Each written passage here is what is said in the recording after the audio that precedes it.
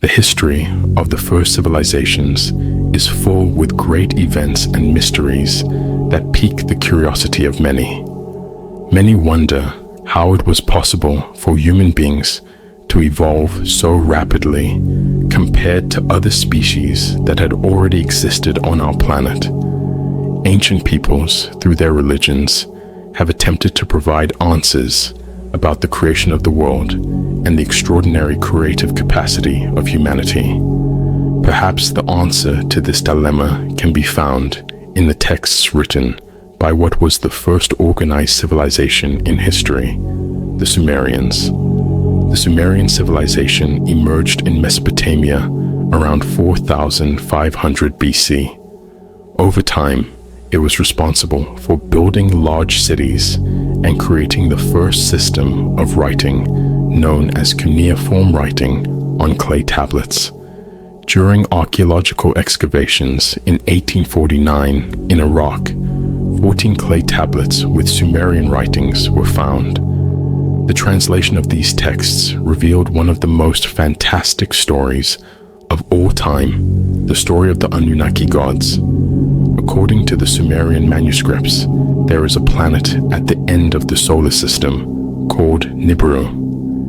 Every 3,600 years, it enters an orbit close to the planet Earth. Nibiru was the home planet of the Anunnaki, who were experiencing difficulties because the climate and atmosphere of the planet were changing rapidly, making it difficult to produce food and survive. To reverse the situation, it was necessary to use advanced methods of technology, alchemy, and magic. A large amount of gold was needed for this purpose, as gold has purifying properties capable of resisting even cosmic radiation.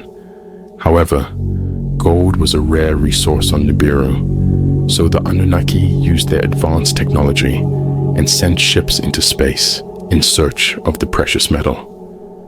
After a long and tiring search, they arrived on planet Earth about 445,000 years ago, where they were the first astronauts to cross space and colonize another planet.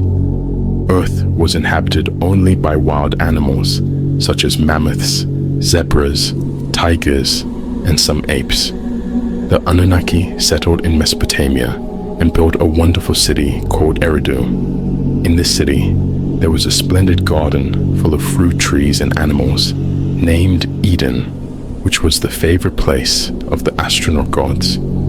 After gold extraction began in underground mines, the Anunnaki brought slaves from another alien race, the Igigi, to do the heavy tasks. After years of forced labor and humiliation, the Igigi rebelled against the Anunnaki, giving rise to the first war on Earth. The Igigi were defeated and decimated, and the Anunnaki needed new workers.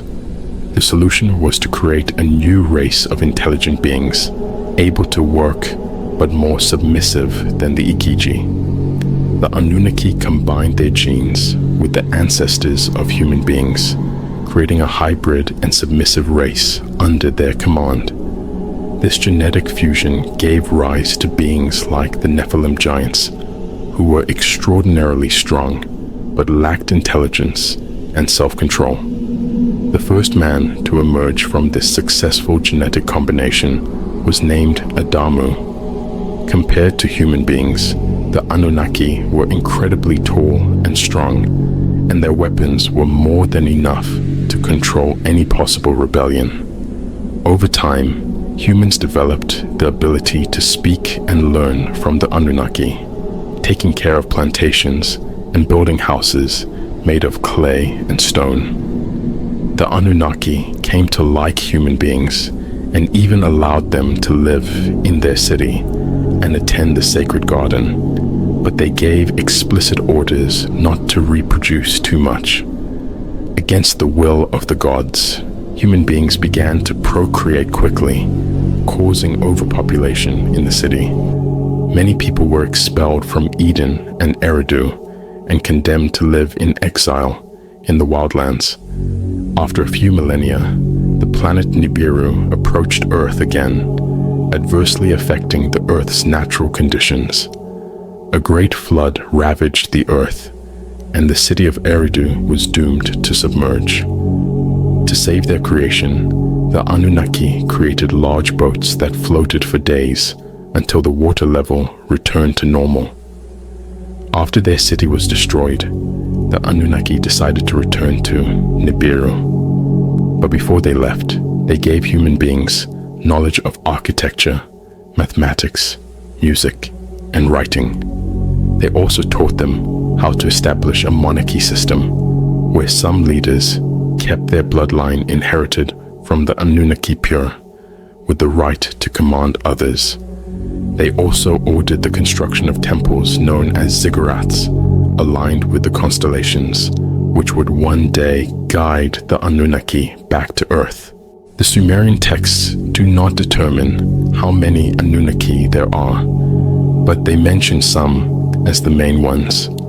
The most powerful deity in Sumerian mythology was Anu, the personification of heaven and possessor of infinite wisdom. He was the oldest and most venerable of the gods, with sanctuaries in almost all Sumerian cities.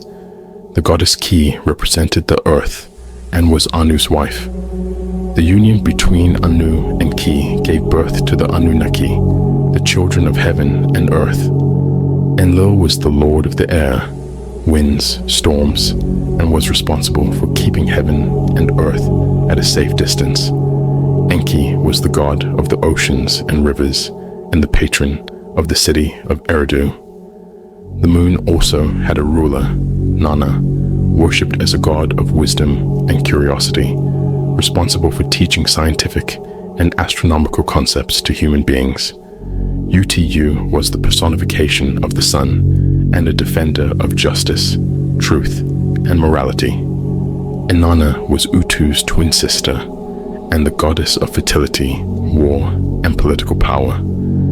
The cult of the Anunnaki was shared by many Mesopotamian peoples, adding new stories and divinities with the advancement of time, but always maintaining a detailed essence. The history of the Anunnaki, written by the Sumerians, is full of scientific and astronomical references, very advanced for the time in which they were written. This knowledge remains one of the greatest mysteries of humanity. If you liked this video, drop us a like and a follow, as this helps the channel greatly. Until next time.